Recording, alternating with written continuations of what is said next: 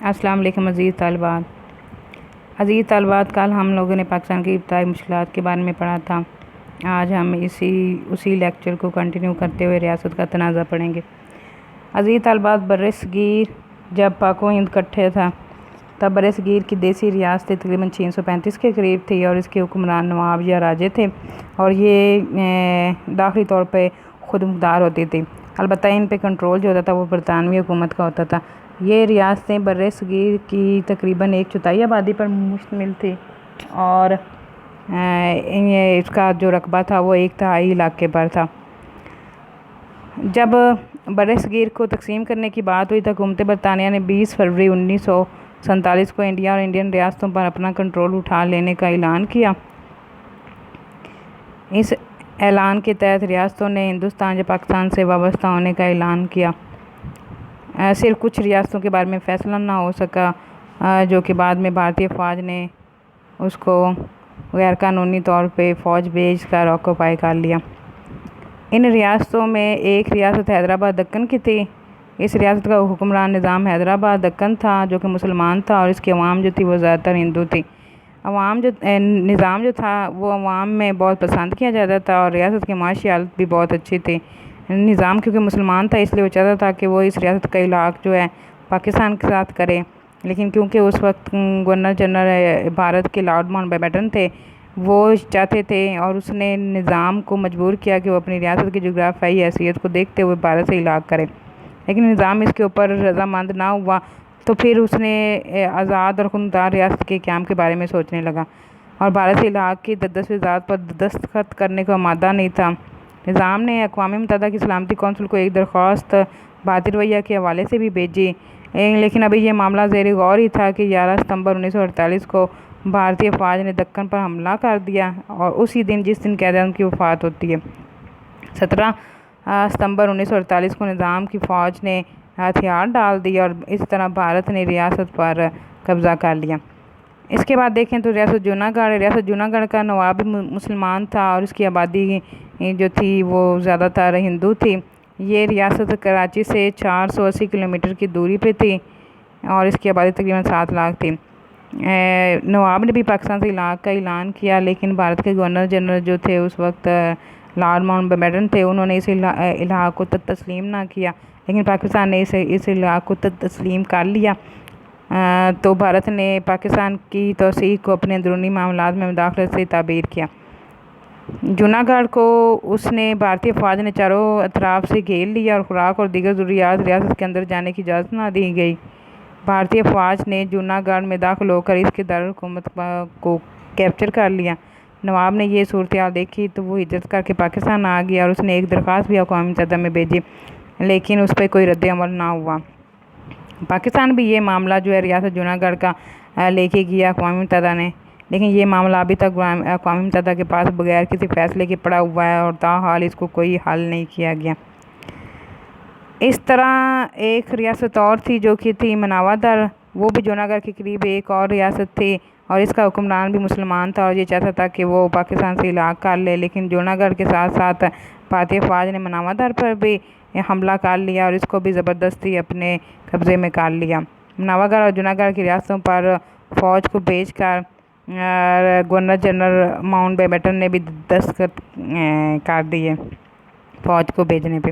تو اس طرح ریاست جوناگڑھ، مناوا در اور ریاست حیدرآباد دکن پر ناجائز طریقے سے بھارت قابض ہو گیا۔ اس کے بعد ہے ریاست جموں کشمیر۔ ریاست جموں کشمیر جو تھی وہ پاکستان کے شمال میں برصغیر کی ریاستوں میں علاقے کے اعتبار سے سب سے بڑی ریاست تھی۔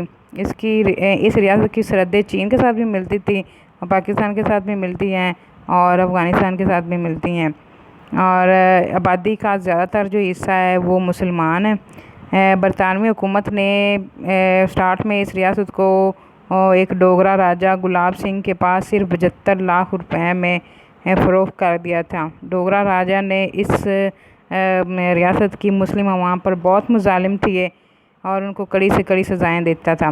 تنگ آ کر کشمیری مسلمانوں نے ڈوگرا راج کے خلاف 1930 میں آزادی کی تحریک شروع کی، لیکن برطانوی حکومت کی مدد سے ڈوگرا راجہ نے اس عوامی تحریک کو سختی سے کچل دیا۔ اس ریاست کی جغرافیائی، ثقافتی اور مذہبی اعتبار سے یہ بہت پاکستان کے قریب رہی ہے، اور پاکستان کو سیراب کرنے والے اکثر دریا بھی اسی ریاست سے نکلتے ہیں۔ 1947 میں اس ریاست کے عوام چاہتے تھے کہ راجہ پاکستان سے الحاق کر لے، لیکن راجہ اس فیصلے پر آمادہ نہ ہوا۔ تو عوام نے محسوس کیا کہ راجہ ان کے جذبوں کے مطابق الحاق نہیں کرنا چاہتا، تو انہوں نے ایک بڑی تحریک شروع کر دی۔ راجہ نے سختی سے کام لیا اور لاکھوں افراد جو ہے ان کو وطن سے نکال دیا، اور تقریباً 2.25 لاکھ کے قریب لوگوں کو تو اس نے شہید کر دیا۔ پھر بھی تحریک جو تھی وہ دبائی نہ جا سکی، اور راجہ نے بھارتی حکومت سے مدد کی درخواست کی۔ بھارت نے اپنی افواج ریاست میں اتار دی اور ساتھ ہی دباؤ ڈالا راجہ پہ کہ وہ اس کے ساتھ الحاق کر لے۔ راجہ ایسا کرنے سے گریز کرتا رہا، لیکن اس نے ایک نقلی اور جعلی دستاویز تیار کر کے اعلان کیا کہ راجہ نے ریاست کو بھارت میں شامل کرنے کی درخواست کی ہے، جسے بھارتی حکومت نے مان لیا ہے۔ لیکن جو اس ریاست کی عوام تھی، کشمیری عوام، وہ راجہ کے خلاف تحریک چلا رہے تھے، تو انہوں نے انڈین آرمی کے خلاف بھی ہتھیار اٹھا لیے اور اپنی آزادی کی جنگ لڑنے لگے۔ تو بہت سارا علاقہ انہوں نے راجہ کے قبضے سے نکال لیا۔ حکومت پاکستان اور پاکستانی عوام نے بھی پوری اخلاقی اور مالی امداد کی، اور اس طرح تحریک کو جو ہے وہ کیا کہتے ہیں کہ تھوڑا سا کامیابی ہوئی۔ بھارت نے حالات کا جب رخ دیکھا، اس نے جب دیکھا کہ یہ ریاست اس کے ہاتھ سے جا رہی ہے، تو اس نے اقوام متحدہ کا دروازہ جو ہے وہ کھٹکھٹایا۔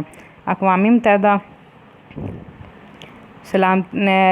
سلامتی کونسل نے 2 قراردادیں منظور کی، جس میں یہ کہا گیا کہ دونوں ممالک پہلے تو جنگ بند کریں، اور جنگ بندی کیے جانے کے بعد فیصلہ ہوا کہ بر صغیر کی عوام جو ہیں وہ اس تصویب رائے کے ذریعے فیصلہ کریں گی کہ کشمیر کی عوام جو ہے کہ وہ بھارت کے ساتھ شامل ہونا چاہتی ہیں یا پاکستان کے ساتھ شامل ہونا چاہتی ہیں۔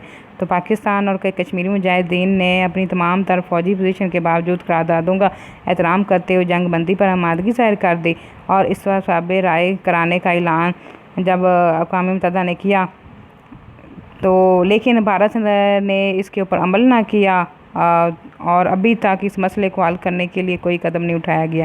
1965 1971 کی 2 جنگیں ہو چکی ہیں، لیکن کشمیر کا مسئلہ ابھی تک حل نہیں ہو سکا۔ پچھلے 15 سالوں سے بلکہ 15 سالوں سے جب سے کشمیر جو ہے وہ بھارت کے ناجائز قبضے میں گیا ہے، تب سے وہ اپنی آزادی کی تحریک چلائے ہوئے ہیں اور لڑ رہے ہیں، اور مسئلہ کہ کشمیر جو ہے وہ اقوام متحدہ کے ایجنڈے پر آج بھی موجود ہے، لیکن آج تک اس کو حل کرنے کے لیے کوئی مؤثر قدم نہیں اٹھائے گئے ہیں۔